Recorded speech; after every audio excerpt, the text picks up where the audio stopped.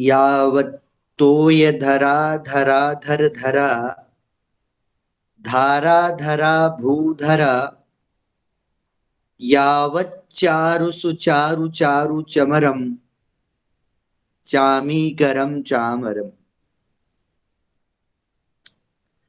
यावद् रावण राम राम रमणम रामायणं श्रूयते तावद् भोग विभोग भोग मतुलम भोगायते नित्यशः। अद्य अहं द्वितीयं श्लोकं रघुवंश महाकाव्यस्य इदानीं पाठयामि। पूर्वस्मिन् कालांसे भवद्भिः सर्वैः रघुवंश महाकाव्यस्य प्रथमः श्लोकः पठितः। इदानीं द्वितीयः श्लोकः अस्माभिः पठ्यते। अहं सर्वान् परामृशामि, ये छात्राः अस्यां कक्षायाम् आगताः समुपस्थिताः सन्ति ते 8 दिवसपर्यन्तं रघुवंश महाकाव्यस्य पुस्तकं नीत्वा कक्षाम् आगच्छेयुः। यतोहि अत्र अस्माकं पार्श्वे मया तु पीपीटी न निर्मितं, श्यामपट्टस्य व्यवस्था अपि इदानीं नास्ति। तो एतदर्थं श्रुत्वा एव कदाचित् अहमपि यदा पाठयामि पुनः एक शब्दस्य वारद्वयं वारत्रयमपि अहं किं करोमि, प्रयोगं करोमि, वारं वारं कथयामि। यतोहि श्यामपट्टः भवति तदा एव भवन्तः सर्वे सारल्येन तत्र दृष्ट्वा एव अवगन्तुं शक्नुवन्ति। परन्तु अत्र श्यामपट्टस्य अभावः अस्ति चेत् तर्हि भवन्तः सर्वे पुस्तकं नीत्वा एव आगच्छेयुः। यदा अहं पाठयामि तस्मिन् काले श्लोके शब्दानां वा पदानां वा उपरि भवतां ध्यानं सम्यक् रूपेण स्यात्। तदा एव एतस्याः कक्षायाः लाभः भवितुं शक्नोति। नो चेत् केवलं श्रवणमात्रेण एव संस्कारः भवितुं शक्नोति, परन्तु तादृशी मेधा, तादृशी निपुणता न भवितुं शक्नोति। अतः परामृश्यन्ते भवन्तः यत् कक्षायां निश्चयेन पुस्तकम् आनेतव्यम्। पुस्तकं तो विद्यार्थिनां धनं।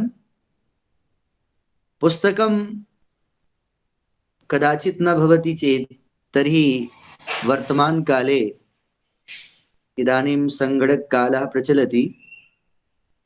भवन्तः सर्वे चलभाषेषु अपि तत्तत्त्वं द्रष्टुं शक्नुवन्ति, परन्तु इयं कक्षा ऑनलाइन वर्तते। एतदर्थं पुस्तकस्य आवश्यकता नितरां विद्यते।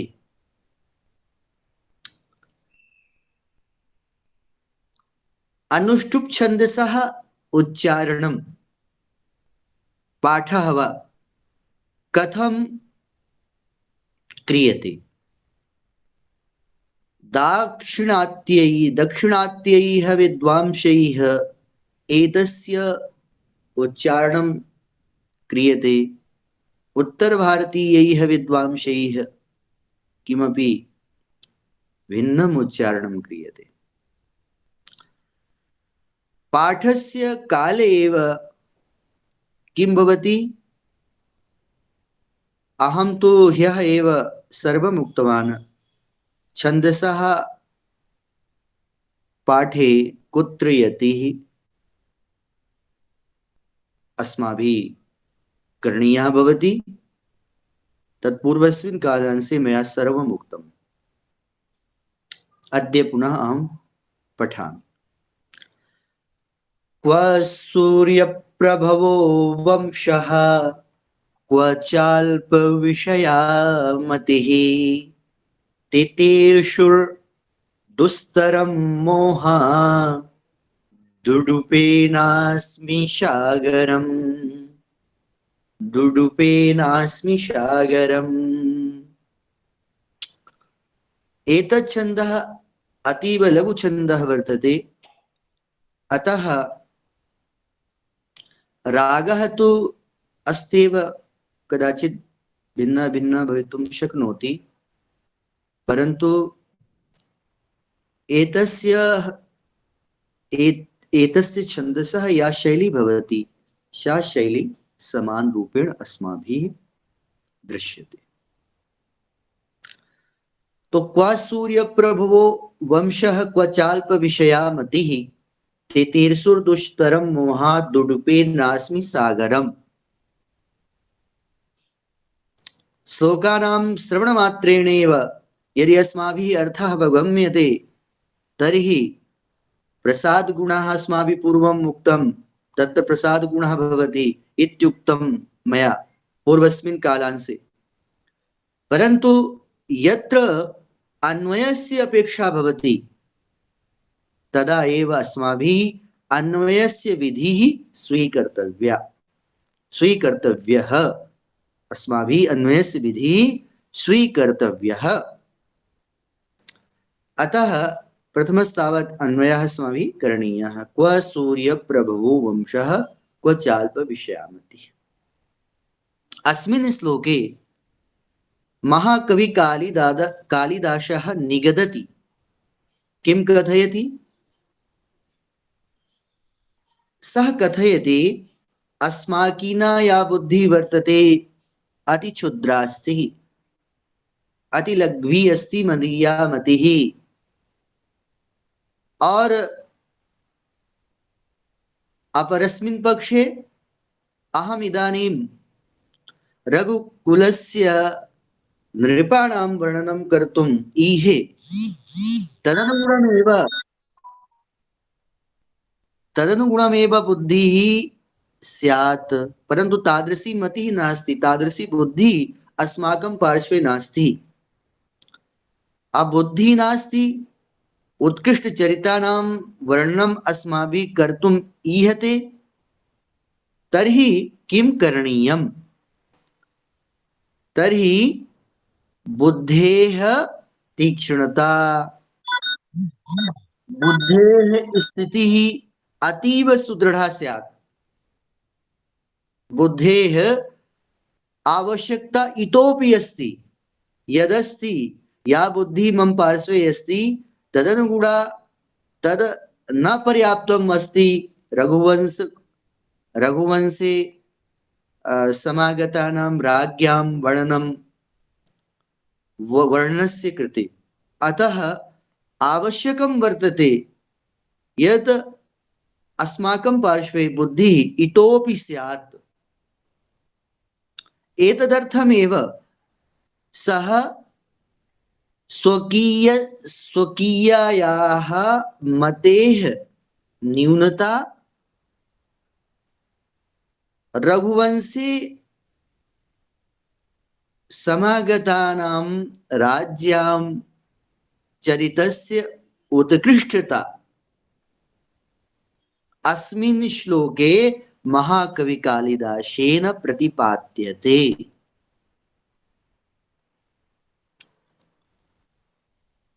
और मैं आपको ये बता देता हूं कि ये तो हमारी संस्कृति में है कि कभी भी अपने मुख से अपनी बड़ाई नहीं की जाती है। हमेशा दूसरों का सम्मान, दूसरों के चरित्र का आख्यान करना, ये हमारी संस्कृति में है। हमारी संस्कृति में अपने चरित्र का आख्यान करना ये कहीं निर्दिष्ट नहीं है।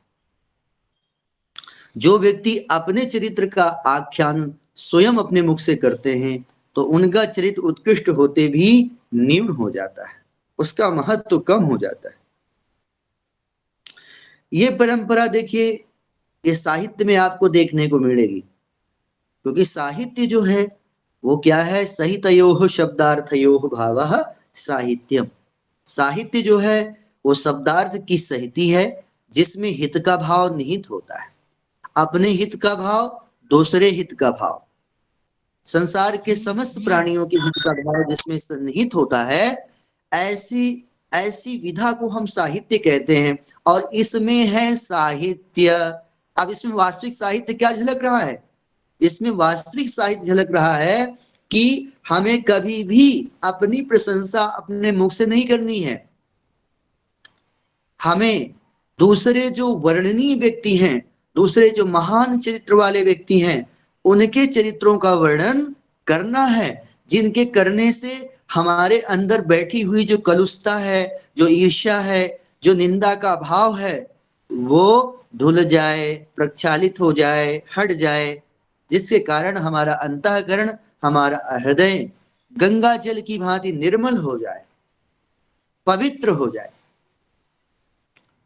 ये है साहित्य, और ये साहित्य इसमें झलक रहा है, और इसी चीज को तो हमें अनुकरण करना है। आधुनिक संस्कृत साहित्य में, आधुनिक ये जो संस्कृत साहित्य है तो प्राचीन है, और आधुनिक संस्कृत साहित्य में बहुत सारे कवियों ने, जैसे राधा वल्लभ त्रिपाठी, प्रोफेसर अभिराज राजेंद्र मिश्र जी, और डॉक्टर रीवा प्रसाद द्विवेदी जी, और इसके अलावा जितने भी आधुनिक कवि हैं या जो लेखक हैं, उन्होंने तो कुछ इस विधा की, इस सांस्कृतिक का निर्वहन बहुत ही प्रामाणिक ढंग से किया है। लेकिन मैं आपको एक बात विशेष रूप से बता देता हूं, साहित्य वास्तव में समाज का प्राण है, समाज का दर्पण है, और कवि या लेखक के द्वारा लिखी हुई जो पंक्तियां हैं, वो पंक्तियां जो है पल पल कुछ ना कुछ क्या करती हैं, हमारे जीवन के लिए संदेश देती रहती हैं। बस अंतर इतना होता है कि हमारी दृष्टि को, अपनी दृष्टि को खोलना पड़ता है, जैसे श्लोक में बताया। अब इस श्लोक में कितनी बड़ी बात है, कितनी शिक्षा लेने वाली बात है, कि आज भारत ही नहीं, संपूर्ण विश्व में ख्याति को प्राप्त करने वाला जो कालिदास है, वो कालिदास अपनी मति की न्यूनता को किस प्रकार अभिव्यक्त कर रहा है। ये स्पष्ट हो जाता है कि कभी भी इंसान चाहे जितना गुणवान हो जाए, चाहे उसका यश कितना ही फैल जाए, लेकिन उसे जो है धरातल, अपनी जड़ को कभी नहीं भूलना चाहिए। वो कहाँ है, किस स्थिति में है, उसको नहीं भूलना चाहिए। और भूल करके भी अपने चरित्र का आख्यान किसी दूसरे व्यक्ति से, किसी दूसरे प्राणी से नहीं करना चाहिए। जितना व्यक्ति अपने चरित्र को, अपने चरित्र, अपनी बुद्धि को जो है ना कहते हुए उसमें सुधार की अपेक्षा रखता है, दूसरों से उसके विषय में चिंतन करते हुए, उनसे पूछते हुए वो अपने चरित्र को सुधारता है, ऐसे जो इंसान होते हैं, वे इंसान निसंदेह उत्तरोत्तर वृद्धि करते हैं, उत्तरोत्तर विकास करते हैं, उत्तरोत्तर श्रेष्ठ मार्ग की ओर बढ़ते हैं। तो यही बात इस श्लोक में बड़े ही गहराई से बताई गई है। क्व सूर्य प्रभुवो वंशः, क्व चाल्प विषयामतिः, तितीर्षुर दुस्तरम मोहा, दुर्पे नास्मि सागर। तो पहले हम इसका अन्वय कर लेंगे। क्व सूर्य प्रभवो वंशः, क्व चाल्प विषयामति। तो पहले तो एक बार देख लेते हैं, अन्वय करने से पूर्व इसमें जो संधि पद हैं, उन संधि पदों को हम विच्छेद करके पहले देख लेंगे कि कहां कहां पर संधि है, और उन संधि को, पदों को हम अलग कर लेंगे।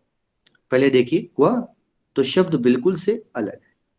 सूर्य प्रभवो, इसमें जो है विसर्ग संधि हुई है, और विसर्ग संधि हो जाने के कारण हसिचा सूत्र के द्वारा यहाँ पर जो विसर्ग और रू आदि की प्रक्रिया के बाद ओ हो जाता है, तो वहां पर जब हम अलग करेंगे तो सूर्य प्रभव वंश हो जाएगा। क्व सूर्य प्रभव वंश। क्व च, अब क्व में संधि नहीं है, चाल्प विषया मति, मति में भी संधि नहीं है, चाल्प विषया में है। च अल्प विषया, चाल्प विषया, यहाँ पर आकाश सवर्ण दीर्घा के द्वारा दीर्घ संधि हो जाती है, तो यहाँ पर चाल्प विषया बनता है, च अल्प विषया चाल्प विषया। इसके बाद जो है तितीर्षुर दुस्तरम, ये जो पंक्ति है वो क्या है, इसको अलग करेंगे, तितीर्षुः धन दुस्तरम इति तितीर्षुर दुस्तरम, यहाँ पर भी जो है विसर्ग संधि हुई है। तितीर्षुः दुस्तरम, तितीर्षुर दुस्तरम। इसके बाद जो है एक पद आता है मोहा दुडुपे नास्मि सागरम, मोहा दुडुपे नास्मि सागरम। अब मोहा दुडुपे नास्मि, इस पद में संधि हुई है। पहला इसका पद है मोहात, दूसरा पद है उडुपेन, तीसरा पद है अस्मि। तो पहला पद हुआ मोहात, दूसरा पद हुआ उडुपेन, तीसरा पद हुआ अस्मि। तो ये इसमें संधि हुई है, मोहात उडुपेन में जस्तु संधि, और इसके बाद उडुपेन और अस्मि में जो है कौन संधि हुई है, दीर्घ संधि हुई है। तो इस प्रकार जो है जब हम इनको अलग करते हैं तो इस प्रकार बनता है क्व सूर्य प्रभवः वंशः, प्रभवो वंशः का प्रभव वंशः। इसके बाद क्व च अल्प विषया मतिः, इसके बाद जो है तितीर्षुः दुस्तरम और मोहात उडुपेन अस्मि सागरम। इस प्रकार हम पदों को अलग कर लेते हैं, जो पद आपस में जिनमें संधि है उनसे अलग करके अब अन्वय इनका हम करेंगे। तो अब पहले की जैसे मैंने बताया था, आपको ध्यान देना है कि विशेषण विशेष भाव संबंध को आप जब समझ लेते हैं तब आप पदों को रखने में समर्थ होते हैं।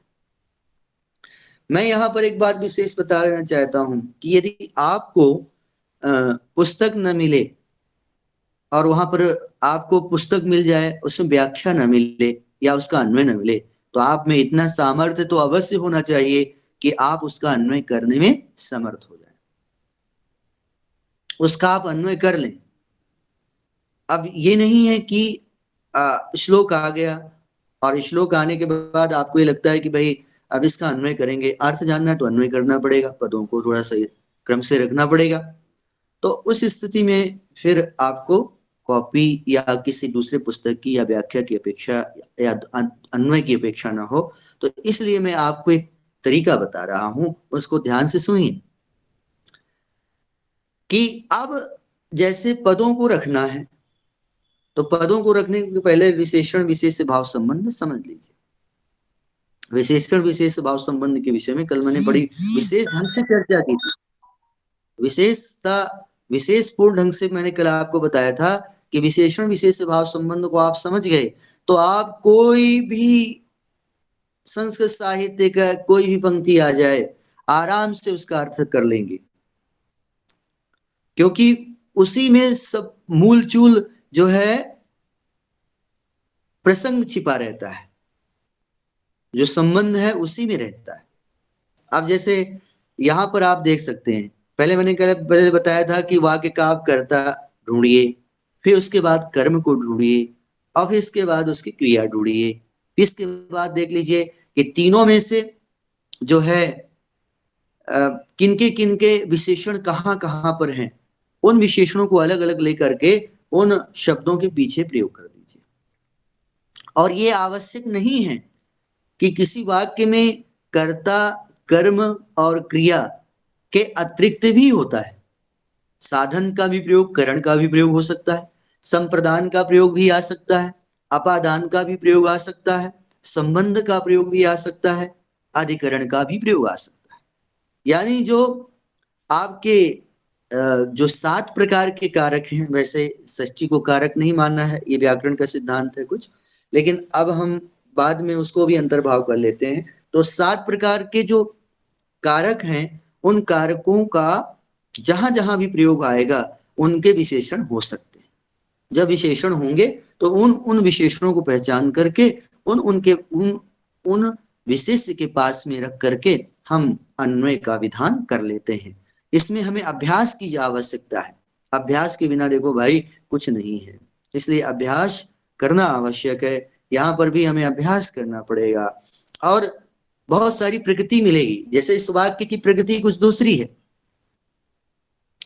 इस वाक्य की प्रकृति दूसरी है। जैसे इसमें सूर्य प्रभव वंशः, वंश का विशेषण सूर्य प्रभव है और वंश इस वाक्य का करता है। और क्व, एक वाक्य इसमें बनता है सूर्य प्रभव वंशः क्व, और दूसरा वाक्य बनता है अल्प विषया मति ही अल्प विषयाचा मति ही क्व। ठीक है, एक तो वाक्य बनता है सूर्य प्रभव वंशः क्व और दूसरा बनता है अल्प विषया मति च क्व। ठीक है, ये दो वाक्य बन जाते हैं। तो पहला वाक्य हुआ सूर्य प्रभव वंशः क्व और दूसरा बन जाता है अल्प विषया मति क्व च को बाद में कर सकते हैं। ठीक है, तो यहां पर जो बात बताई जा रही है वो यही है। अब देखो एक वाक्य बन गया, अब इस वाक्य में कालिदास के विषय में नहीं बताया। अब कालिदास अपने लिए नहीं कह रहे हैं, इसमें उनके लिए अपने व्यक्तिगत रूप में या अहम पद नहीं आ रहा है, या कालिदास पद का जो है यहाँ पर उल्लेख नहीं हो रहा है। कालिदास जो है और मति शब्द का प्रयोग कर रहे हैं, तो मम शब्द का प्रयोग नहीं कर रहे हैं, मामकीना शब्द का प्रयोग नहीं कर रहे हैं, मदिया नहीं कह रहे हैं, है ना, मति कह दे रहे हैं। तो ये इस प्रकार दो प्रकार के वाक्य आ गए। क्व सूर्य प्रभो वंशा में सूर्य प्रभव वंशः क्व, और दूसरा हो जाएगा अल्प विषया मति ही क्व च। तो इसमें दो प्रकार के जो वाक्य हैं वो आ गए। ठीक है, अब इसके बाद क्या आ रहा है, इसके बाद अब वाक्य यहां से प्रारंभ हो रहा है। अगले वाक्य की क्रिया क्या है, अस्मि। आप देखेंगे तितिर्सुर दुस्तरम मोहा दुडुपे नास्मि सागरम। इस वाक्य की क्रिया क्या है, अस्मि है। अस्मि कल वाले श्लोक में आपने देखा था वंदे, वंदे क्रिया कहाँ की है, आत्मनेपदी धातु है ये, और आत्मनेपदी धातु के वर्तमाने लट लकार के उत्तम पुरुष एक वचन क्रिया थी वंदे। और जो अस्मि है, अस्मि ये जो क्रिया है वो भी अस धातु अशुभवी धातु है, और उसके लट लकार के उत्तम पुरुष एक वचन में बनता है अस्मि। प्रथम पुरुष में बनता है अस्ति स्तः सन्ति, असि स्थः स्थ, अस्मि स्वः स्मः। ये जो है, जो अस्मि है, अस्मि ये है अस धातु के उत्तम पुरुष एक वचन की क्रिया है अस्मि। ठीक है, तो अस्मि का कर्ता क्या होगा, तो आप पूर्व से उसका आप अनुमान कीजिए। जहां वंदे का कर्ता कालिदास अहम था, यहां भी कर्ता अहम ही होगा, और अहम का अर्थ यहाँ पर कालिदास होगा, क्योंकि लेखक वो क्षम्यताम कवि स्वयं अपने लिए कह रहा है अस्मि। तो अस्मि जो अगर कह रहा है, क्रिया का प्रयोग कर रहा है, तो उसका कर्ता अहम है, और अहम कौन है, जो कवि है कालिदास। इसलिए अस्मि का जो कर्ता होगा वो अहम है। ठीक है, और वो अहम कालिदास के लिए होगा। तो अस्मि समझ गए, पहले वंदे कहा, दूसरे में अस्मि कहा, तो आप समझ रहे हैं कि कालिदास अहम पद का प्रयोग नहीं कर रहे हैं। उसका कारण मैंने कल आपको बता दिया था। अब आइए अस्मि, तो आप हमको क्या करना पड़ेगा, अहम, अहम ये लेना पड़ेगा, क्योंकि अस्मि क्रिया है तो हमें अहम पद को लेना पड़ेगा अर्थ समझने के लिए। कालिदास ने भले उसका प्रयोग न किया हो, लेकिन हमें अर्थ समझने के लिए उसका प्रयोग करना पड़ेगा। तो अहम ये ले लीजिए, कोष्टक ले लीजिए, और कोष्टक में लेने के बाद फिर जो है लिखेंगे मोहात। मोहात, और फिर लिखेंगे दुस्तरम सागरम। दुस्तरम सागरम ऊडुपेन तितीर्षु अस्मि। तो अन्वय इसका क्या होगा? अहम कालिदासः कालिदासः दुस्तरम सागरम। अब सागर का विशेषण क्या है? दुस्तरम। सागर कैसा है? दुस्तर है, तो सागर के पहले दुस्तर ले आएंगे। दुस्तरम सागरम, है ना। दुस्तरम सागर से पहले आएगा क्या? मोहात। मोहात शब्द का प्रयोग पहले करेंगे। अहम कालिदासः मोहात। अब मोहात जो है पूरे वाक्य का जो शेष वाक्य आएगा आगे उसका विशेषता बतला रहा है, तो मोहात हो जाएगा। मोहात पहले होगा। मोहात अहम कालिदासः मोहात दुस्तरम दुस्तरम सागरम उडुपेन तितीर्षु अस्मि। तो ये इस प्रकार ये इसका अन्वय हो जाएगा। अब इस तरह इसका अर्थ भी लगा लेंगे, इसका अर्थ भी लगाएंगे। तो पहले अन्वय क्या हो गया? सूर्य प्रभवः वंशः क्व, और इसके बाद अल्प विषय मति क्वच। फिर इसके बाद लगाएंगे अहम कालिदासः मोहात दुस्तरम सागरम उडुपेन तितीर्षु अस्मि। ये इसका अर्थ लगाएंगे। अब ये अन्वय कर लिया हमने। अब अन्वय करने के बाद अब इसकी व्याख्या, इसके अर्थ को समझा जा सकता है, लेकिन इसके पहले हम इसका पद परिचय ले लेंगे। पद परिचय, पद परिचय ले लेंगे। पद परिचय में के बाद फिर हम समस्त पद लेंगे, कहां पर समास है। तो पद परिचय में जैसे क्वा है, क्वा अव्यय पद है, क्वा अव्यय है जो कहां का अर्थ द्योतित करता है। इसके बाद सूर्य प्रभव। सूर्य प्रभव में सूर्य प्रभव प्रातिपदिक इसका सूर्य प्रभव है। ये अकारांत पुल्लिंग शब्द है और इसमें प्रथमा विभक्ति हुई है। इसके बाद जो है वंशः। वंशः भी अकारांत अजंत पुल्लिंग है, प्रथमा विभक्ति एक वचन में इसका प्रयोग किया गया है। इसी प्रकार क्व जो शब्द है वो भी अव्यय है।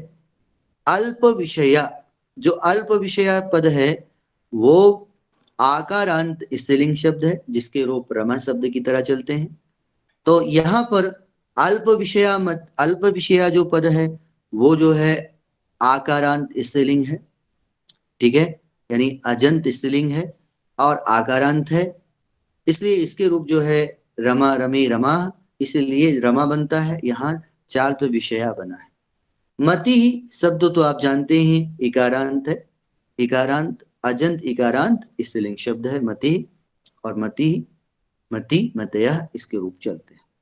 इसी प्रकार जो है हमारा इसमें प्रथमा व्यक्ति का प्रयोग, मति में प्रथमा व्यक्ति का प्रयोग किया गया है। अहम जो छिपा हुआ है पहले की तरह उसका यहाँ पर भी आनयन कर लेंगे। अहम उत्तम पुरुष एक वचन। अस्मत् शब्द के अस्मत् शब्द जो है इसमें अस्मत् शब्द है और इसमें प्रथमा विभक्ति एक वचन है। इसके बाद जो है मोहात। मोहात शब्द है मोह शब्द से बना है। मोह शब्द के पंचमी विभक्ति इसका जो प्रातिपदिक है वो मोह है, और इसका जो है पंचमी विभक्ति में मोहात बनता है। तो इसका परिचय हुआ। इसके बाद दुस्तरम। दुस्तरम जो पद है वो आकारांत पुल्लिंग है अब अकारांत पुल्लिंग हम इसलिए कह रहे हैं, यहाँ पर अजंत है, अजंत पुल्लिंग अकारांत, इसलिए क्योंकि वो सागर का विशेषण है। सागर जो है वो अजंत पुल्लिंग शब्द है, सागरः, और चूंकि दुस्तर उसका विशेषण है, तो कल मैंने बताया था यल्लिंगम यद्वचनम याच विभक्ति विशेषस्य तद्वचनम तल्लिंगम और साच विभक्ति विशेषण से। तो जो सागर पद है वो सागर पद के लिंग वचन और विभक्ति के अनुसार दुस्तर शब्द का भी लिंग वचन विभक्ति है। तो सागर को हम देख लेते हैं। तो सागर शब्द जो है प्रातिपदिक क्या है, सागर है, ये अजंत पुल्लिंग शब्द है, और अजंत पुल्लिंग शब्द हो जाने के कारण यहाँ पर वो बनता है सागरः सागरौ सागराः सागरम, द्वितीय विभक्ति एक वचन में बनता है सागरम। तो अब ये सागरम जो पद है वो द्वितीय विभक्ति एक वचन में लिखा गया है, इसलिए इसका जो विशेषण है वो भी द्वितीय विभक्ति एक वचन में है। क्योंकि सागर पुल्लिंग है इसलिए दुस्तर भी पुल्लिंग हो गया है। क्योंकि सागर द्वितीय विभक्ति एक वचन में है तो इसलिए द्वितीय विभक्ति एक वचन में इसका प्रयोग किया गया है। इसलिए सागर का परिचय जब आप ले लेंगे तो दुस्तर का परिचय स्वतः हो जाएगा। जब आप विशेष का परिचय ले लेंगे तो विशेषण का परिचय स्वतः हो जाता है। इसलिए कभी भी किसी भी श्लोक में ध्यान से पढ़िए, ध्यान से देखिए कहाँ पर विशेषण है और कहाँ पर विशेष्य है। जहां पर विशेष्य होगा वहां उसका विशेषण अवश्य आना चाहिए। ये आपके अन्वय के लिए भी, आपके अर्थावगमन के लिए एक बहुत अच्छा तरीका और सरल तरीका है। तो यहां पर मैंने अभी आपको बताया दुस्तरम सागरम, दुस्तरम विशेषण और सागरम उसका विशेष्य हो जाता है। ठीक है। अब इसके बाद मोहात उडुपेन, उडुपेन ये उडुप शब्द है, उडुपा, उडुप कहते हैं छोटी नौका को, एक बहुत छोटी जो नौका है उसको उडुप कहते हैं। तो उडुपेन, तो उडुप जो शब्द है वो भी अजंत पुल्लिंग है, और जो है इसके तृतीया विभक्ति एक वचन में उडुपेन बनता है। यहाँ पर साधन का रूप है ये, इसमें जो है करण है यहाँ पर, और करण हो जाने के कारण कर्ते करणयोस् तृतीया, यहाँ पर तृतीया विभक्ति का प्रयोग हुआ है। क्योंकि आप देखते हैं कि उडुप के द्वारा सागर को पार करने की बात की गई है, तो चूंकि क्रिया में उसके कार्य में ये साधक है, वो ये सहायता कर रहा है, तो साधक तमम करणम, करण बन गया है, और करण बन जाने के कारण कर्ति करणयोस् तृतीया से यहाँ पर तृतीया विभक्ति का प्रयोग किया गया है। तो उडुपेन बना है, उडुपेन।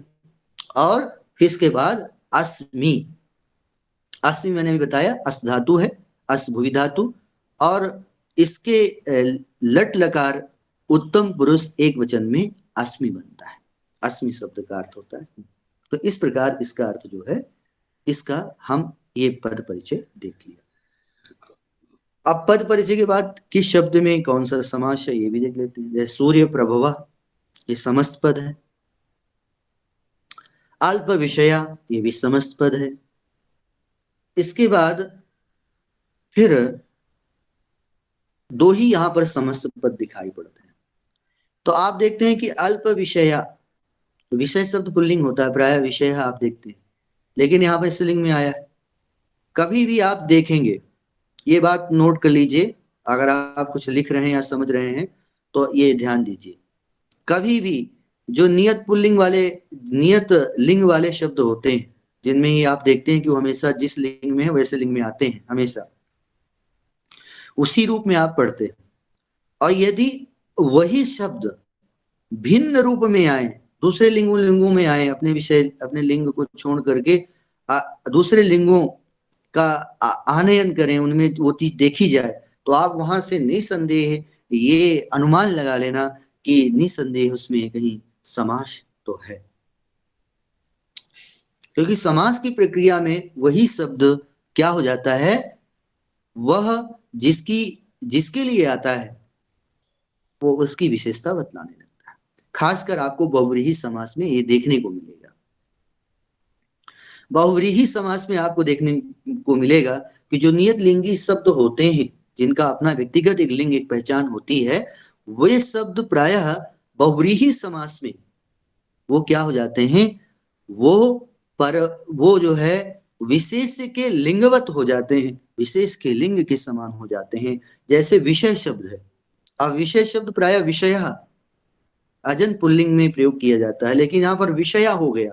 अब आपको लगेगा यहाँ पर मैंने तो पहले विषया पढ़ा था, अब यहाँ पर विषया कैसे आ गया? तो ये समास है, और समास में यहाँ पर जो विषया पद है वो विषय मति का विशेषण हो रहा है, क्योंकि मति जो है वो स्त्रीलिंग में है, इसलिए यहाँ पर स्त्रीलिंग में विषया भी हुआ है। तो ये अल्प विषया जो है इसमें समास है। कौन सा समास होगा? तो बहुव्रीहि समास होगा। बहुव्रीहि समास में आप जानते हैं प्रायण अन्य पदार्थ प्रधानो बहुव्रीहि, जहां पर अन्य पदार्थ प्रधान होता है वहां पर बहुव्रीहि समास होता है। मति मति अल्प विषया में अन्य पदार्थ मति है, इसलिए मति का जो लिंग है और मति का जो वचन है, मति का जो विशेषण है वो विभक्ति है, वही समान विभक्ति समान लिंग समान वचन अल्प विषया में भी आ गया है। तो यहाँ पर अल्प विषया में समास है, बहुव्रीहि समास है। अल्पाह अल्पाह विषयाः यस्याः, अल्प है विषय जिसके, अल्प हैं विषय जिसके, तो किसके हैं? मति के। तो अल्पाः विषयाः यस्याः सा अल्प विषया, अल्प विषया कास्ति? मतिः अस्ति। मतिः कथं भूता अस्ति? अल्प विषया अस्ति। ठीक है ना? इसी प्रकार सूर्य प्रभव, अब सूर्य प्रभव वंश यहाँ पर पुल्लिंग है, पुल्लिंग है, और वंश यहाँ पर क्या है? विशेष्य है। तो सूर्य प्रभव भी क्या हुआ है? पुल्लिंग में प्रयोग हुआ है। वंश एक वचन में है, प्रभव भी एक वचन में प्रथमा व्यक्ति में प्रयोग हुआ है, तो वो भी जो है इसका विशेषण बन जाता है वंश का। तो वंश का विशेषण बन जाने के कारण सूर्य सूर्य एव प्रभव, सूर्य ही उत्पत्ति है जिसकी, सूर्य ही उत्पत्ति है जिसकी, सूर्य एव प्रभव यस्य सह सूर्य प्रभव, ना। और ये भी कह सकते हैं कि सूर्य के माध्यम से सूर्येण सूर्येण प्रभव यस्य, तो वहां पर भी हम ऐसा कह सकते हैं। तो सूर्य यहाँ पर भी हम बहुव्रीहि समास ले लेंगे, और बहुव्रीहि समास में आप देख लेना कि यलिंगम यदवचनम की भी बात भी स्पष्ट होती है अन्य पदार्थ प्रधान होने के कारण। तो इस प्रकार जो है ये दो समस्त पद हो गए, और दो समस्त पद हो जाने के कारण यहाँ पर अब हमको अर्थ स्पष्ट हो गया कि अल्प विषया जो मति है उसका क्या अर्थ होगा, और सूर्य प्रभवा जो शब्द है उसका क्या अर्थ होगा। तो अब हमारे पास अन्वय भी स्पष्ट हो गया, पदों का परिचय भी हमने यहाँ पर ले लिया, और कारक कारक का बहुत बड़ा महत्वपूर्ण स्थान है। यहाँ पर सभी शब्दों में किस किस विभक्ति का प्रयोग हुआ आप तो जानते हैं, कल मैंने बताया भी था कि विभक्ति यदि आएगी तो विभक्ति आने से पहले उसका प्रयोजन होता है कि हम विभक्ति कौन सी किस में लगाएं, किस शब्द में कौन सी विभक्ति होती है, इसका प्रयोजन भी हम स्पष्ट कर दें, है ना। तो स्पष्ट होता है। अब जैसे मैंने कल बताया था ना, तो कर्तरि प्रथमा कर्मणि द्वितीया कर संप्रदानी चतुर्थी अपादानी पंचमी, न संबंधी षष्ठी अधिकरणी सप्तमी। तो जहां जहां जो भी कारक आएगा उस हिसाब से यहाँ पर विभक्ति लगती है। तो यहाँ पर कारकों का परिचय आप लगभग प्राय मैंने बता भी दिया, विभक्तियां कौन कौन सी हैं और कौन कौन से कारक। तो अब आइए इसके बाद जो है हम जो है देख लेते हैं कि एतस्य श्लोकस्य अस्माभिः संस्कृत भाषायां कथं व्याख्या करणीया अस्ति। एतस्य श्लोकस्य व्याख्यायाः विधा दुविधा वर्तते। श्लोकः अस्माभिः स्वीकृतः, परन्तु तस्मिन् श्लोके यः अर्थः अस्ति सः अर्थः कीदृशं विशिष्टं भावं प्रस्तोतुम् इच्छति, तादृशान् सर्वान् भावान् स्वीकृत्य एव यत्र अस्माभिः लिख्यते, यया विधया अस्माभिः लिख्यते, तादृशी विधा एव भवति व्याख्या। व्याख्या शब्द का अर्थ ही होता है विशेष आख्या, व्याख्या। वि आख्या, व्याख्या में दो पद होते हैं, वि और आख्या। जब हम कौन सी संधि करते हैं? यण संधि करते हैं, एक यण के द्वारा, तो क्या बनता है? व्याख्या बनता है। विशेष आख्यान करना, विशेष कथन करना। विशेष कथन कब होगा? जो उसका सामान्य अर्थ है, जो उसकी जो शक्ति प्रथमा शक्ति है, अभिधा, जो वाच्यार्थ है, उस वाच्यार्थ से विशेष विशेष अर्थों को कहते हुए, व्यंग्यार्थ को कहते हुए, उसमें यदि कवि को अपेक्षित जो अर्थ है, लक्ष्यार्थ है, उस लक्ष्यार्थ को कहते हुए, या फिर व्यंग्यार्थ वहां पर प्रकट हो रहा है तो व्यंग्यार्थ को कहते हुए वहां पर कथन करना ही व्याख्या कहलाती है। और दूसरी बात जो है, एक और भी बात है कि जब हम उसी व्याख्यान को शब्दशः कहते हैं, वो भी उसकी व्याख्या हो, शब्दशः व्याख्या। जैसे अब यहां पर क्वा, क्वा का अर्थ एक अव्यय है, और यहां पर एक जो है ये बताया गया है कि दो वाक्यों में कितना अंतराल है। क्वा शब्द से हम यहां पर कुत्र ऐसा एक सामान्य सा अर्थ लेते हैं, एक सामान्य सा अर्थ लेते हैं। सूर्य प्रभवः वंशः क्वा, सूर्य प्रवर्तितः, सूर्य प्रवर्तितः वंशः, कुल परंपरा क्वा, कुत्र। अल्प विषया, अल्प विषय क्षुद्र विषय ग्राहिणी, क्षुद्र विषय ग्रहण करती मति बुद्धि ही मम, मम यहां पर छिपा हुआ है, कालिदास अपने लिए कह रहे हैं। तो मदीया मति ही बुद्धि चिंतन विषयणी बुद्धि मदीया व कुत्र। अस्मिन् श्लोके अब एतस्य विशिष्टार्थः कः? विशिष्टार्थः एतस्य अस्ति, एतत्तु शब्दार्थः, एतत्तु शब्दार्थः, ऐसा तु शब्दार्थ विषयणी व्याख्या वर्तते। अर्थात सूर्य प्रभवः वंशः, सूर्य प्रभवः, सूर्य सूर्योत्पन्नः, वंशः कुलम, परंपरा, कुल परंपरा, क्व कुत्र।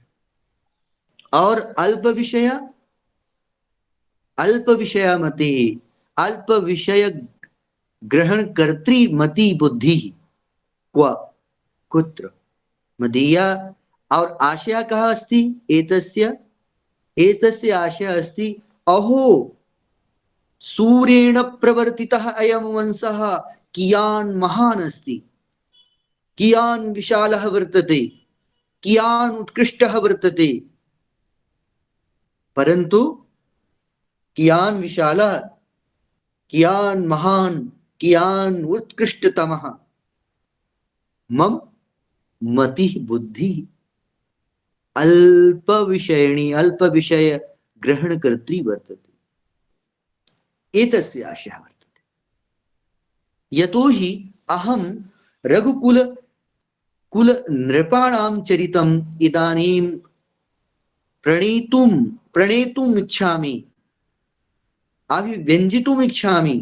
अतः सूर्येण प्रवर्तितः वंशः विशालः, परन्तु मदीया बुद्धिः तादृशी विशाली नास्ति, तादृशी विशाला नास्ति, तादृशी उत्कृष्टा नास्ति। अतः क्वा क्वा इति द्वयोः, क्वा क्वा इत्यव्ययेन कालिदासः स्वकीयं भावम् अत्र अभिव्यनक्ति। हिंदी भाषा में कहा नहीं, आपको याद होगा, कहाँ राजा भोज और कहाँ गंगू तेली। एक सामान्य सा वाक्य है, ये तो प्रचलित है, प्रचलित एक मुहावरा है। और जो है यही बात यहाँ पर कह रहे हैं ये, कि कहाँ तो वो विशाल उत्कृष्ट महान वंश जो सूर्य के द्वारा प्रवर्तित है, सूर्य वंश, ऐसा वो वंश, और कहाँ मेरे थोड़े थोड़े विषयों को ग्रहण करने वाली मेरी मति बुद्धि। ये इसका अर्थ स्पष्ट हो जाता है। अर्थात आपका उस चरित्र को आशय क्या हुआ, व्यक्त क्या हो रहा है, व्यक्त ये हो रहा है कि आपके रघुकुल के जो राजा हैं उनका जो चरित्र इतना विशाल है, उस विशाल चरित्र को पूर्णतः यथार्थता लिखने में मेरी बुद्धि समर्थ नहीं हो सकती, समर्थ नहीं हो सकती। इसलिए वो पहले श्लोक में वाणी शब्द और अर्थ का ज्ञान भगवान शिव और पार्वती से अपेक्षा कर रहे हैं, उनसे चाह रहे हैं। इसीलिए दूसरे श्लोक में ये भाव अभिव्यक्त किया और इसको और भी स्पष्ट कर दिया उन्होंने। तितीर्षु दुस्तरम, उसने कहा अहम कालिदासा, मैं जो कालिदास हूं वो क्या कर रहा हूं, इन दो भाव में, इन दो व्यवहारों में, कि कहाँ उत्कृष्ट वो विशाल सूर्यवंश और कहाँ ये मेरी क्षुद्र बुद्धि जो थोड़े थोड़े विषयों को ग्रहण करती है और उतनी उत्कृष्ट नहीं है, बड़ी गूढ़ गूढ़ बातों को ग्रहण करने में समर्थ नहीं है, नहीं समझ पाती है, ऐसी है मेरी कहाँ बुद्धि है। और मैं ऐसी स्थिति में कैसी चेष्टा कर रहा हूं, तो वो बात इसमें अगले बता रहे हैं और स्पष्ट कर दिया उन्होंने। उन्होंने कहा दुस्तरम। अब दुस्तरम में भी जो है समास है, दुस्तरम में भी समास, एक पद रह गया था दुस्तरम, तो दुस्तरम में भी समास आपका है। तो दुस्तरम में भी वही समझ में था ना कि इसमें जो है बहुव्रीहि समास इसमें भी है, क्योंकि वो सागर का विशेषण बन रहा है। दुस पद है और स्तर है, दो पद हैं, दोनों पद मिलकर के दुस्तर बनते हैं। ठीक है, अगर सागरा होता तो यहाँ पर दुस्तरा होता, यहाँ सागरम है तो दुस्तरम है ना। तो अब इसका अर्थ ये भी कह सकते हैं कि दुखेन लब्धुम योग्यः, दुखेन लब्धुम योग्यः स्तरः यस्य, दुखेन लब्धुम योग्यः स्तरः यस्य सह दुस्तरः। तो अब यहां पर उसका सागरम का विशेषण हो जाएगा दुस्तरम सागरम। तो यहां पर अर्थ क्या होगा, अहम मैं कालिदास मोहात, मोह के कारण, अज्ञानता के कारण, अज्ञानता मेरे अंदर भरी पड़ी है, उस अज्ञानता के कारण क्या कर रहा हूं मैं, तो बताया कि दुस्तरम सागरम, जिसके स्तर को बड़ी कठिनता से प्राप्त किया जा सकता है, जिसका स्तर जो है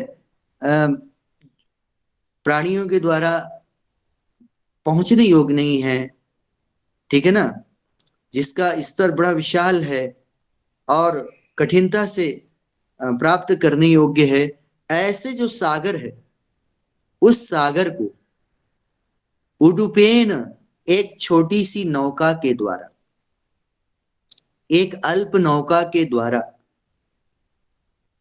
क्या करना चाहता हूं, तितीर्षु, तितीर्षु तरतुम इच्छा तितीर्षा, तरतुम इच्छा तितीर्षा, तैरने की इच्छा को तितीर्षा बोलते। जैसे करतुम इच्छा चिकीर्षा, वैसे तरतुम इच्छा तितीर्षा। और यहां पर यह तरतुम इच्छति सह तितीर्षु, यह कर्तुम इच्छति सह चिकीर्षु, तो यह तरतुम इच्छति सह तितीर्षु, जो तैरने की इच्छा करने वाला है उसी को कहते हैं तितीर्षु, तितीर्षु। तो कालिदास क्या कहते हैं, कालिदास कह रहे हैं कि मैं कालिदास मोहात अज्ञानता के कारण क्या कर रहा हूं, तो कहते हैं दुस्तरम, जिसके स्तर को बड़ी कठिनता से प्राप्त किया जा सकता है, ऐसे उस सागर को क्या कर रहा हूं, उडुपेन, एक छोटी नौका के द्वारा, तितीर्षु, तैर कर पार करने की इच्छा, यानी तितीर्षु माने पार करने की इच्छा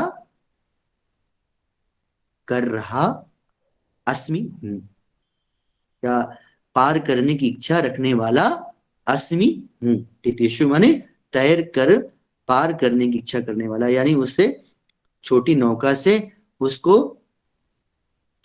पार करने की इच्छा करने वाला, तैरने की इच्छा करने वाला मैं हूं। यहां पर ये अर्थ स्पष्ट हो गया। तो यहां पर जो है क्व सूर्य प्रभु वंशा वचाल्प विषयामति तितेसुर दुस्तरम मोहा दुडपे नास्मि सागरम। तो इस श्लोक में महाकवि कालिदास ने अपने आप की न्यूनता को अभिव्यक्त किया है और रघुकुलीय राजाओं के चरित्र को बताया, उनकी उत्कृष्टता को बताया है।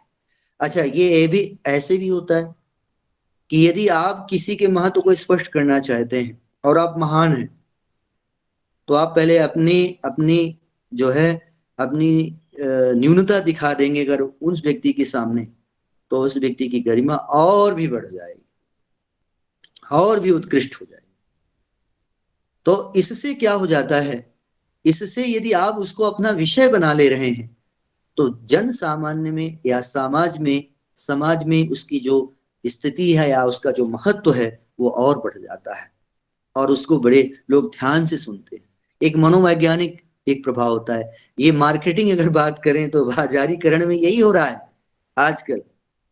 ये जो स्थिति है वो स्थिति जो है स्पष्ट कर रही है। वैसे आजकल लोग तो क्या कर रहे हैं, अपने महत्व को, अपनी व्याख्या को अपने बहुत विशिष्ट बताते हैं कि जितना हम अपने आप को बताएंगे उतना ही लोग हमें पहचानेंगे। यदि योग्यता है तो बताएंगे, अगर अयोग्य है तब बताएंगे तो हमें कोई स्वीकार नहीं करेगा।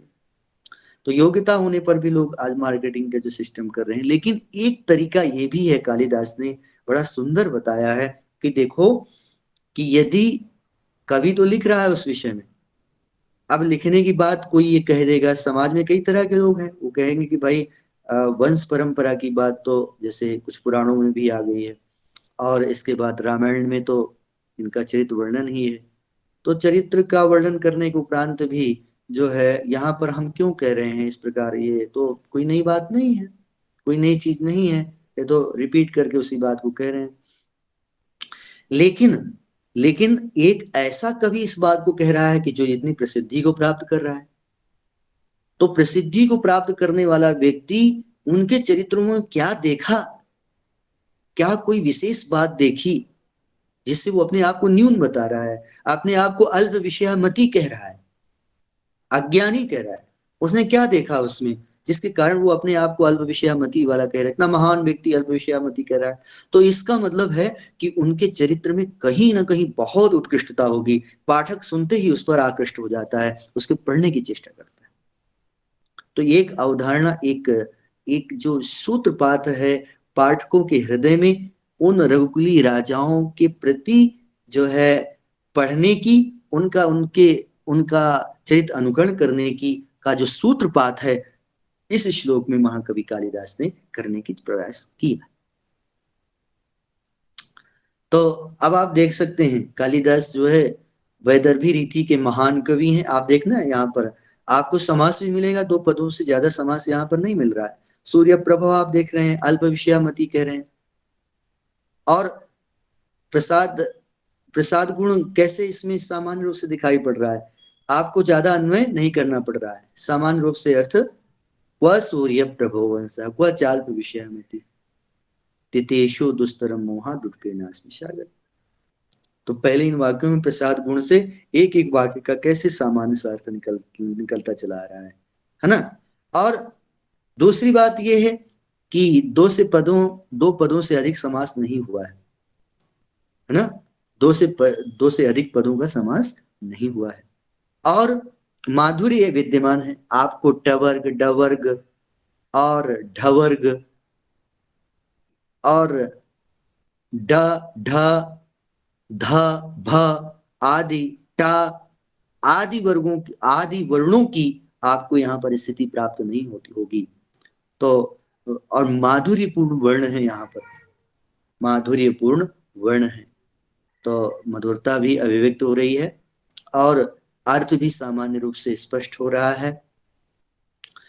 और इसके अलावा जो है यहाँ पर न्यूनता और किसी को अधिकता दिखाने का जो भाव है वो बहुत ही यहाँ पर सौंदर्यदायक हो रहा है। और यही यहाँ पर सबसे बड़ी शिक्षा भी आज के इस पाठ से मिल रही है, जो मैंने की अभी पूर्व में भी इसकी चर्चा की। तो इस प्रकार जो है इस श्लोक में आपने जो है देखा कि किस प्रकार कालिदास इसका अर्थ कैसे कर रहे हैं, और जो अभीष्ट अर्थ है उस अभीष्ट अर्थ के लिए उन्होंने बहुत बड़ी बात कह दी। अपनी न्यूनता दिखाते हुए उन्होंने इस काव्य को सर्वोपरि माना है, उत्कृष्ट माना है। और आपको ये चीज दूसरे में नहीं मिलेगी। आपको जो है, अगर आप कुमार संभव पढ़ेंगे, कुमार संभव में आपको ये नहीं मिलेगा। आप मेघदूत देखिए, मेघदूत में कभी भी कालिदास ने उसमें तो वस्तु निर्देशात्मक मंगलाचरण का प्रयोग किया है, तो वहां पर भी आपको ये चीज देखने को नहीं मिलेगी। आपको कुमार संभव में देखने को नहीं मिलेगा। आप नाटक यदि देख ले, अभिज्ञान शाकुंतलम, अष्टमूर्ति भगवान शिव को प्रणाम किया है, लेकिन इस प्रकार की न्यूनता जो यहाँ पर रघुवंश में कालिदास दिखा रहे हैं वो कहीं पर नहीं दिखा। ऋतुसंहार में भी आप देख सकते हैं, मेघदूत में और कुमार संभव, और इसके अलावा तीनों नाटकों में भी आप देख सकते हैं कि कवि ने किस प्रकार जो है अपने इतनी न्यूनता जो है वो यहाँ जितनी दिखाई है, वो न्यूनता प्रायः किसी भी अपनी कृति में नहीं दिखाई है। तो इसका मतलब ये है कि उनके लिए वाल्मीकि और पुराणों में जो वर्णित विषय वस्तु है, उन विषय वस्तुओं का उन्होंने और मान बढ़ा दिया है, उसका सम्मान और बढ़ा दिया है। और आने वाले समाज के लिए, आने वाले समाज में चरित्र पतन के लिए, नैतिक मूल्यों का अवमूलन की स्थिति को संतुलित करने के लिए कालिदास ने कहीं यहाँ पर रूपरेखा पहले से रख दी है। तो ये समाज में संतुलन भी बनता है इससे, जब हम किसी के चरित्र को देखते हैं वो कितना चरित्रवान है, वो जो है दूसरों से मधुरता से बोलता है, कभी असत्य नहीं कहता, किसी से हिंसा नहीं करता, किसी के साथ किसी का अनहित नहीं चाहता, ऐसा व्यक्ति देखो कैसा है, और परोपकार में लगा रहता है, कल्याण में लगा रहता है। तो वो चरित्र हमारे लिए मूक शिक्षण का काम करता है। और हमारे अंदर पनपने वाले जो कुविचार हैं, कुभाव हैं, अनैतिक भाव हैं, उन अनैतिक भावों का भी वो कहीं ना कहीं शमन कर देता है, उसको उपशमित कर देता है और सतमार्ग की ओर जाने के लिए प्रेरित कर देता है। तो चरित्र जो महान लोगों का है, उत्कृष्ट लोगों का है, वो कहीं ना कहीं जो है आज भी हमारी जो शिक्षा प्रणाली है, उस शिक्षा प्रणाली में आप देखेंगे कि शुरू से लेकर आप देखो, जो प्राइमरी शिक्षा है, जो प्राथमिक शिक्षा है, उस प्राथमिक शिक्षा में भी बड़े बड़े जो उत्कृष्ट महात्मा है, श्रेष्ठ लोग हैं, उनके चरित्र को इसलिए पढ़ाया जाता है।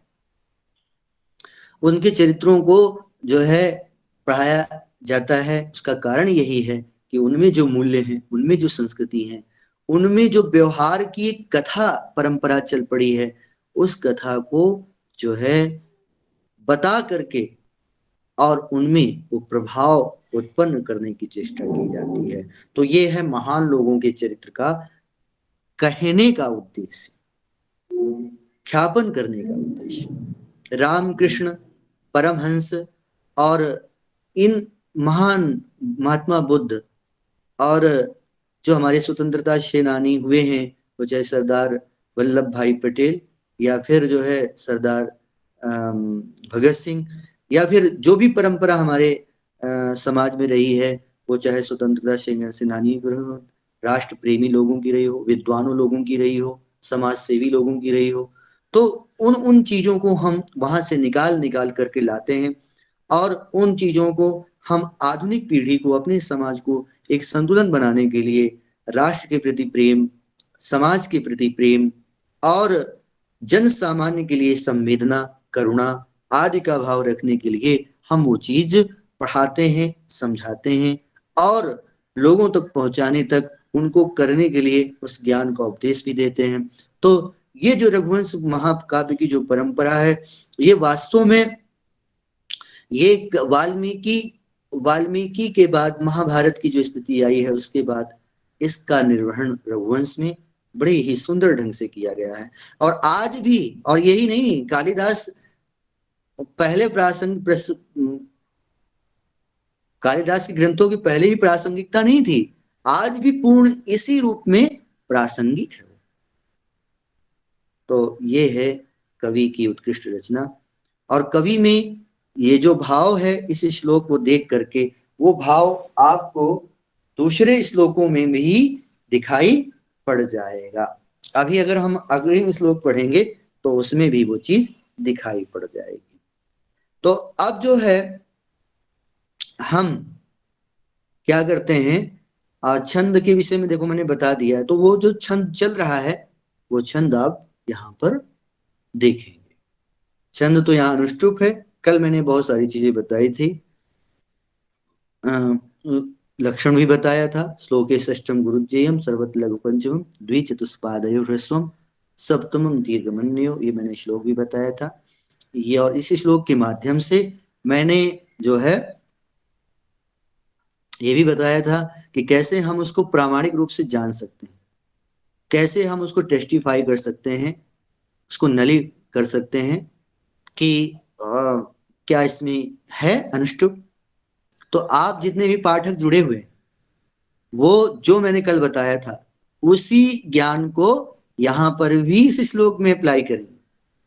देखो ऐसा है, आपके पास नॉलेज हो, और नॉलेज होने के बाद यदि आप क्या करें, आप जो है दूसरे की बात को मान लें और अपने पास जो नॉलेज है उसका प्रयोग न करें, तो ये अंधविश्वास हो जाता है, ये अंधानुकरण हो जाता है। जब आपके पास ज्ञान है, ये ज्ञान है कि हम यहाँ पता लगा सकते हैं कि ये चीज कैसी है, टेस्टिफाई कर सकते हैं, तो हम उसी नॉलेज का प्रयोग करें, और उसका प्रयोग करने के उपरांत हम स्पष्ट करें, हम ही स्पष्ट करें कि ये वस्तु ये है। तो ऐसा सामर्थ्य हमें विकसित करना पड़ेगा। कल मैंने आपको छंद के विषय में बताया था, अनुष्टुप छंद में तो पहले लक्षण आपको याद होना चाहिए। लक्षण यदि याद हो गया तो फिर मैं इसलिए इसकी अपेक्षा रखता हूं, मैं थोड़ा फिर आज पुनः इसको बताना चाहता हूं। ये रिपीट हो जाएगा लेकिन फिर भी बताऊंगा, क्यों? क्योंकि ये बार बार बताने की चीज है। जब तक आप जो है उसको बार बार अभ्यास नहीं करेंगे, बताना और अभ्यास करना, मैंने बताया, आपने अभ्यास किया, तो अब जो है इसमें क्या करेंगे, तो पहले मैंने बताया था कि चार चार चरण होते हैं, वर्णों की भी मैंने बात बताई दी थी कि 8-8 वर्ण होते हैं, और 4 चरण हैं, और प्रत्येक चरण में 8 वर्ण हैं, इतना आपको समझ लेना है। तो प्रत्येक चरण में 8 जो वर्ण हैं, उन 8 वर्णों में छठा गुरु बताया था, 5वां लघु बताया था। सभी में, चारों चरणों में जो छठा आएगा गुरु आएगा, और 5वां जो होता है लघु होगा, इतना समझ लेना। और दूसरा बात मैंने बताई थी कि पहला और तीसरा जो चरण है, उस पहले और तीसरे चरण का जो 7वां अक्षर है वो गुरु रहेगा, और द्वितीय और चतुर्थ जो चरण है उसका जो 7वां अक्षर वो लघु रहेगा। ठीक है, अब लघु गुरु क्या होता है आप समझ लेंगे, ये छंद की भाषा है। छंद में जो एक मात्रिक स्वर होता है उसको लघु कहते हैं। जैसे हम हिंदी में, हमें संस्कृत में जो है ह्रस्व कहते हैं, वहां पर वो लघु हो जाता है। जिसको द्विमात्रिक, यहाँ पर हम दीर्घ होता है, और वहां पर वो दीर्घ छंद भाषा में गुरु हो जाता है। तो लघु और गुरु का परिचय ये है। जहां पर आपको द्विमात्रिक कोई द्वि मात्रिक वर्ण लगे वहां पर आप उसको गुरु समझ लेना, और जो एक मात्रिक हो तो उसको आपको ह्रस्व समझ लेना, वही लघु कहलाएगा। लघु और गुरु में ये अंतर है। ये लघु और गुरु जो है मैंने आपको बताया एक पारिभाषिक शब्दावली है छंद की, तो ये एक मात्रा का निर्धारण करने वाला जो है दो ये शब्द हैं, लघु और गुरु। तो इस प्रकार आपने देखा कि जो है इसमें भी आप देख सकते हैं, जैसे आज फिर हम इसको थोड़ा सा स्पष्ट कर लें। जैसे क्व, अब क्व में का नहीं गिना जाएगा, का गया, आधा अक्षर जो है अगर पहले है किसी शब्द के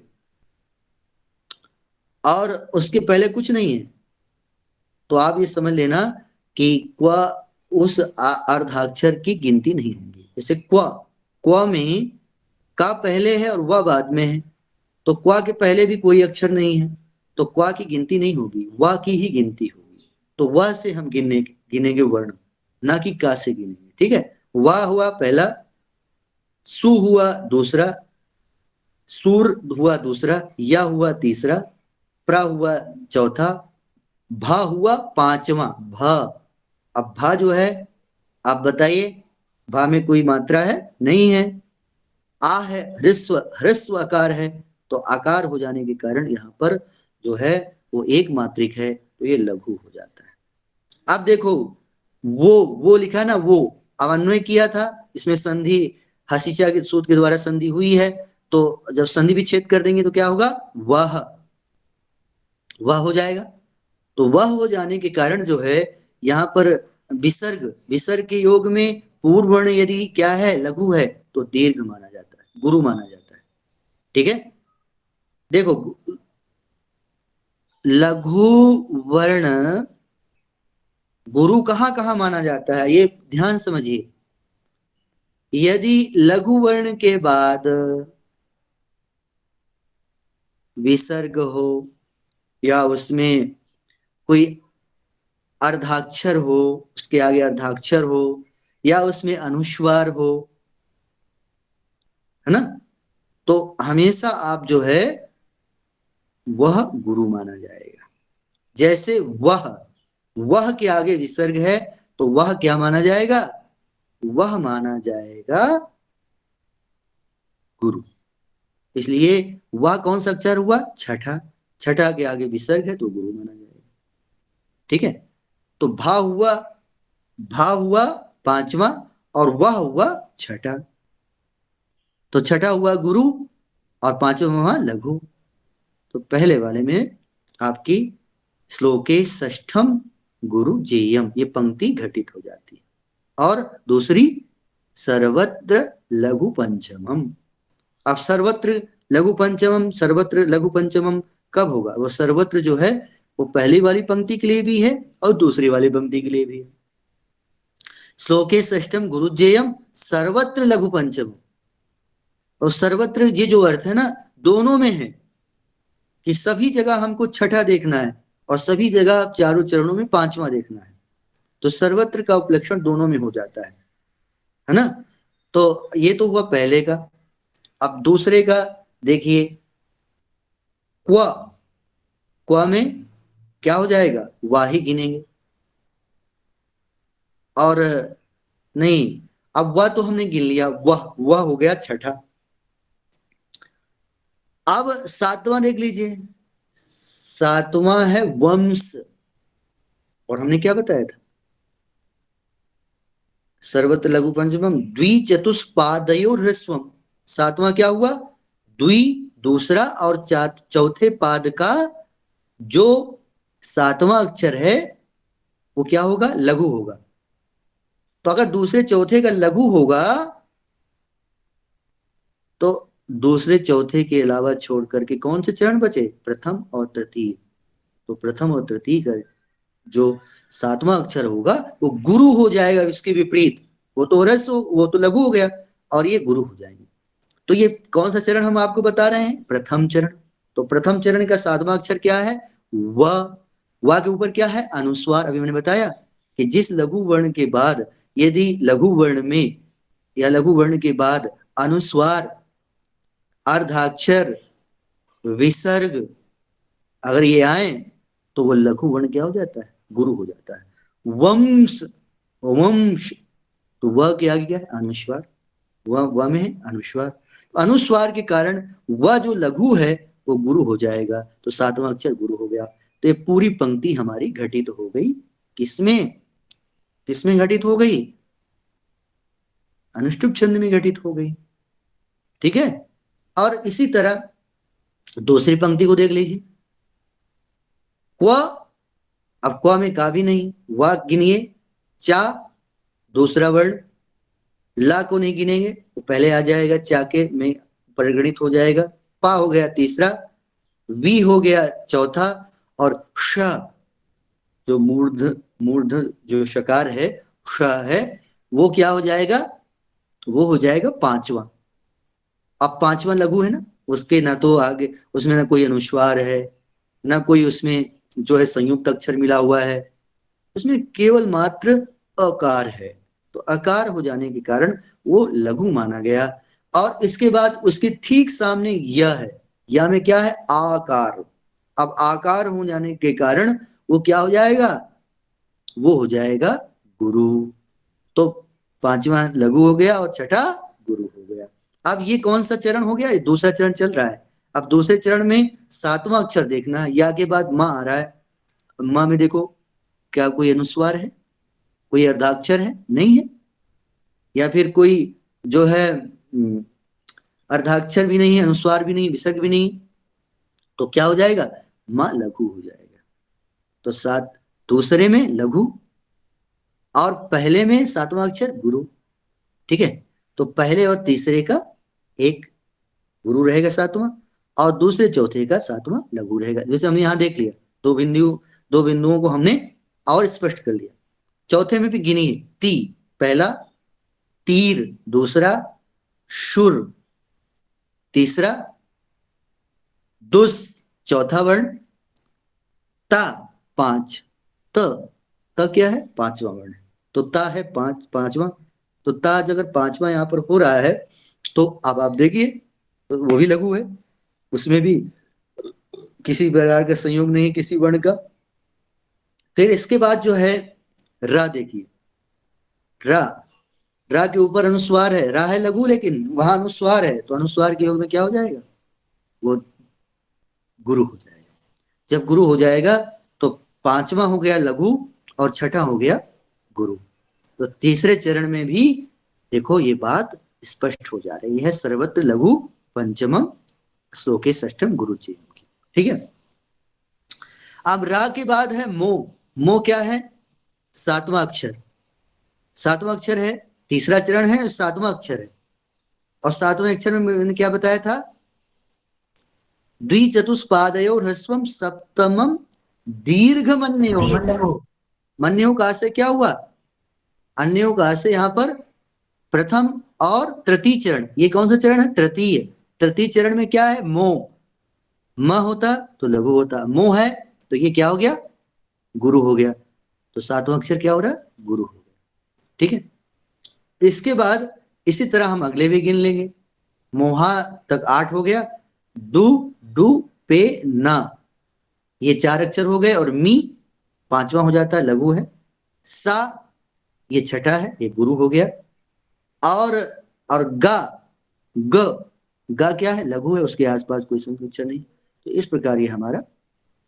छंद बन जाता है। तो जब आप भी नए छंद का निर्माण करें, नई चीजें बनाएं, उसका अभ्यास करें, यहाँ से पढ़ करके कालिदास जैसे छंद आप भी बना सकते हैं, लेकिन उसके लिए आवश्यक है अभ्यास की। तो अभ्यास इसी तरह करेंगे, इसी तरह बनाएंगे, और बनाने के बाद जो है फिर उसका अनुशीलन करेंगे, उसमें मात्राओं का, व्याकरण टिप्पणियों का ऐसे अनुशीलन करेंगे, तो ये इस तरह आपका छंद का निर्माण हो जाता है। तो छंदों के निर्माण में पहले मैंने बताया कि कालिदास का ये जो छंद है, अच्छा ये छंद आपको कहीं भी मिले, रामायण मिले, गीता मिले और महाभारत मिले, तो वहां आप इसी तरह इसको देख लेना। ये यहां से अगर आप समझ गए तो यहाँ जब भी अनुष्टुप मिलेगा तो इसी लय से गाइए, है ना, और देखना है अनुष्टुप तो ये नियम आप वहां पर देख सकते हैं। ठीक है। तो इस प्रकार जो है हम इसको पढ़ेंगे। और आज की कक्षा का जो है समय अब लगभग लगभग समाप्त हो रहा है। मेरे पास घड़ी नहीं है, तो मेरी बात कोई सुन रहे हैं? समय क्या हुआ? हरिओम। 11:25। है? अच्छा, टाइम ज्यादा हो गया, आधा घंटे समय ज्यादा हो गया। तो अब हम जो है यहीं पर कक्षा समाप्त करते हैं। और फिर जो है कल हम फिर मिलेंगे तीसरे